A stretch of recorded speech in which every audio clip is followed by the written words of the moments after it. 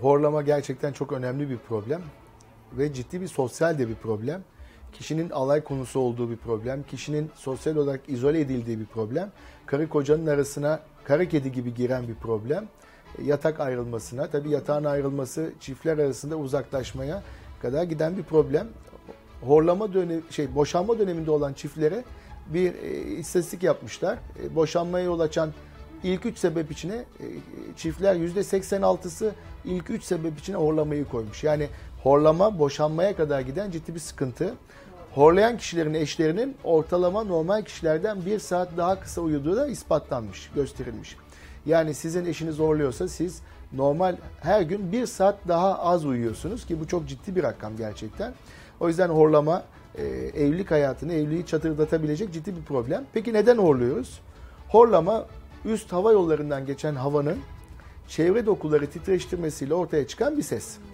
O yüzden çevre dokuların gevşemesine yol açan faktörler ya da çevre dokuları orta hatta ilerlemesine yol açan, darlıklara yol açan bütün problemler horlamaya yol açabiliyor.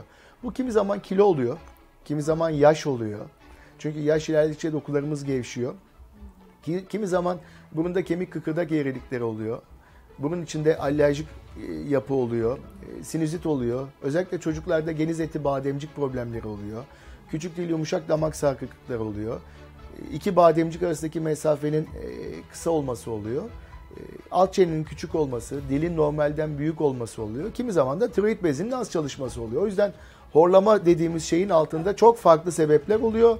O yüzden tedavisinde de bu sebeplerin doğru ortaya konması ve ortadan kaldırılabilenlerin ortadan kaldırılmasıyla horlamanın tedavi edilmesi gerekiyor. Horlama, demin de söylediğim gibi hava yollarının daralmasıyla, çevre dokunun titreşmesiyle ortaya çıkan bir ses. Kimi zaman bu daralma tıkanmalarla devam ediyor. Yani horlama aslında uyku apnesine giden, uykuda tıkanmalara giden bir rahatsızlığın başlangıç dönemi ya da onun ortaya çıkmasını kolaylaştıran şu anlamda. Gürültü kesilince tıkanma olduğu için horlayan kişilerdeki tıkanma daha kolay anlaşılıyor. Doğru. O yüzden aslında horlama çok da kıymetsiz değil bu anlamda.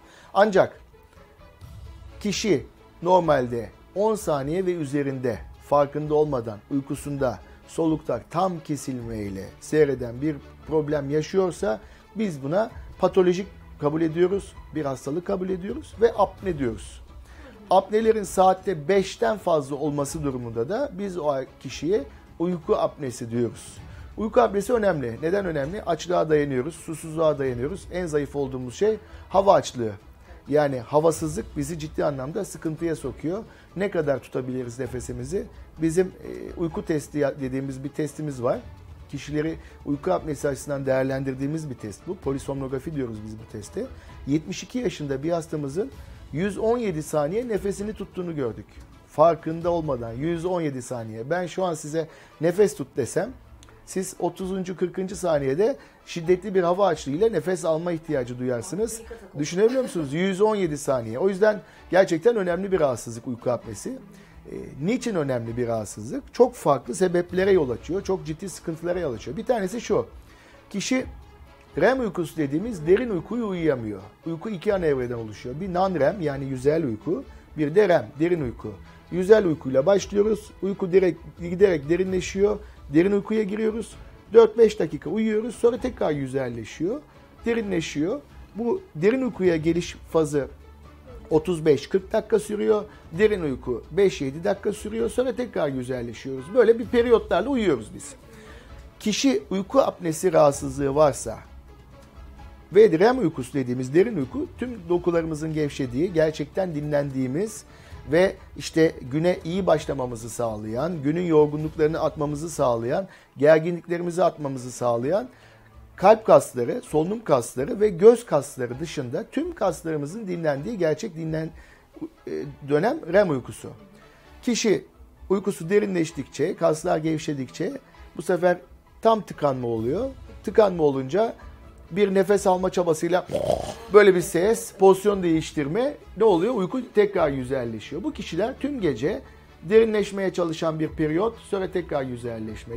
Yani o tam derin uykuyu uyuyamıyorlar. O yüzden bu kişiler 12 saat uyusalar, 15 saat uyusalar dinlenemeden kalkıyorlar. Zaten horlama ve horlamanın tıkanmalarla seyretmesi, kişinin sabah yataktan yorgun kalkması, gün içinde iyi uyuyamamaya bağlı uyku hallerinin olması, işte oturduğu yerde uyuyakalmalar, sohbet ortamlarında uyuyakalmalar, araç başında, trafikte uyuyakalmaların çoğunun altındaki sebep uyku apnesi. O yüzden çok ciddi bir rahatsızlık. Çünkü bu kişiler 7 kat daha fazla trafik kazası yapıyorlar. Dikkat gerektiren işlerde ciddi organ hasarlarına ya da kurumsal hasarlara yol açan ciddi problemlere yol açıyorlar. Çok önemli bir rahatsızlık. Uyku apnesi olan kişiler tabii kanda oksijen seviyeleri düştüğü için beynin, kalbin ve diğer organların beslenmesi bozulduğu için bu kişilerde kalp krizleri, yüksek tansiyon, ritim bozuklukları, kalp yetmezlikleri,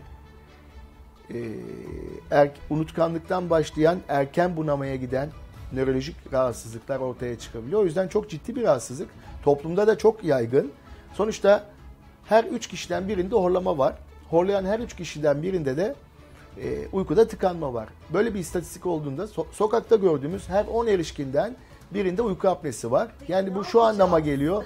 10 şoförden birinde uyku apnesi var. Bu trafik anlamında ne kadar riskli bir rahatsızlık olduğunu ortaya koyuyor. Bir kere horlama tedavi edilmesi gerektiği bir rahatsızlık. Bunu bilmek lazım. Horlama uyku apnesine giden bir sürecin de başlangıcı. O yüzden horlamayken tedavi olmak çok önemli. Horlama evet erkeklerde daha çok gözüküyor ama 40 yaşından 45 yaşından sonra menopozla birlikte kadınlarda da artıyor. O yüzden sadece erkek hastalığı da değil. Horlaması olan bir kişinin ki kimi zaman bu bir çocuk da olabiliyor ve erişkin uyku apnesinin çocukluk dönemindeki horlamanın açısından tedavi edilme mecburiyetinin altı çizilmiş durumda. Yani bir çocuk horluyorsa bunu görmezden gelmemek, mutlaka tedavi ettirmek gerekiyor. Bir kere öncelikle horlaması olan ve hele beraberinde uykuda tıkanma öyküsü olan, bu kimi zaman teminde sizin söylediğiniz gibi kendi horlama sesine uyanma olabilir. Kimi zaman kişinin refakatçıları, eşi, ailesi tarafından tıkandığının ifade edilmesi olabilir. Ya da gündüz uyku hali olması. Yani oturduğu yerde uyuyakalmalar, televizyon başında uyuyakalmalar, sohbet ortamında uyuyakalmalar gibi gece uyku kalitesinin bozuk olduğunu gösteren emareler de varsa bu kişilerin bir kere mutlaka uyku tıbbıyla uğraşan, kimi zaman göğüs hastalıkları uzmanları, kimi zaman nöroloji uzmanları ama başlangıç olarak en doğru yer kulak burun boğaz uzmanı, mutlaka bir kulak burun boğaz uzmanına başvurması gerekiyor. Bu anlamda öncelikle detaylı bir kulak burun boğaz muayenesi olması gerekiyor. Solunum yollarını daraltan, üst solunum yollarını daraltan herhangi bir problemi olup olmadığının değerlendirilmesi gerekiyor. Burunuyla ilgili bir problem varsa bunun mutlaka giderilmesi gerekiyor. Ondan sonra ikinci basamakta biz hastaya uyku testi yapıyoruz. Uyku testi gece hastayı misafir ettiğimiz televizyonlu, klimalı, özel bir odada misafir ettiğimiz bir test. Hastaya bazı özel bir cihaz takıyoruz. Bu cihaz sayesinde tüm gece uykusu kayıt altında vücut aktiviteleri de değerlendiriliyor. Neye bakıyoruz? Bir kere EEG ile beyin dalgalarına bakıyoruz. İkincisi EKG ile kalp aktivitesine bakıyoruz.